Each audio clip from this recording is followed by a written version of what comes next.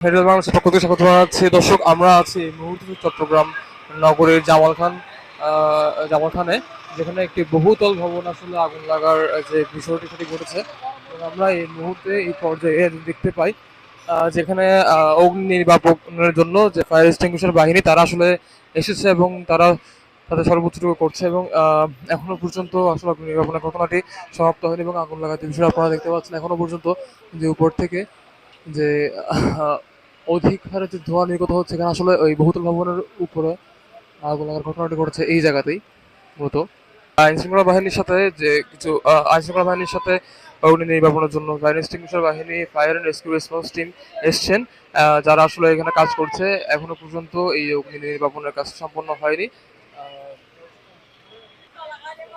আচ্ছা, আমরা ইতিমধ্যে জানতে পেরেছি যে এখানে ওই যে অগ্নি নির্বাপনের বিষয়টি সেটি আসলে সম্পন্ন হয়েছে এবং এই বহুতল ভবনের যে আগুনটি লেগেছে সেটি সফলভাবেই নেভানো সম্ভব হয়েছে এবং এখনো পর্যন্ত কোনো ক্ষয়ক্ষতি বা আহ, সা- কোনো যানবাহনের কোনো বিশৃঙ্খলা বা মানুষের কোনো ক্ষতি হয়েছে বলে জানা যায়নি। হ্যাঁ, আমরা এখন সেফ।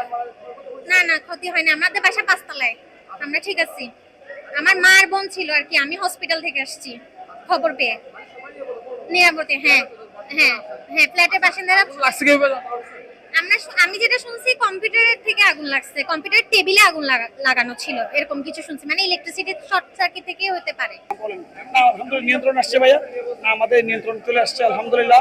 সবকিছু ঠিক আছে আলহামদুলিল্লাহ। ওভারঅল আমরা সবাই আলহামদুলিল্লাহ, আল্লাহ যতটুকু আলহামদুলিল্লাহ। আমরা জানতে পেরেছি যে 7B যে ফ্ল্যাট রয়েছে এখানকার বহুতল বিশিষ্ট ভবন যেখানে আগুন লেগেছে, এই 7B ফ্ল্যাটে আগুন লেগেছিল এবং সেখান থেকে এই আগুন নেভানোর কাজটি সম্পন্ন হয়েছে এবং যারা অন্যান্য বাসিন্দারা রয়েছেন তারাও নিরাপদ আছেন এবং কোনো রকম কোনো ক্ষয়ক্ষতি হয়নি বলে আমরা জানতে পেরেছি।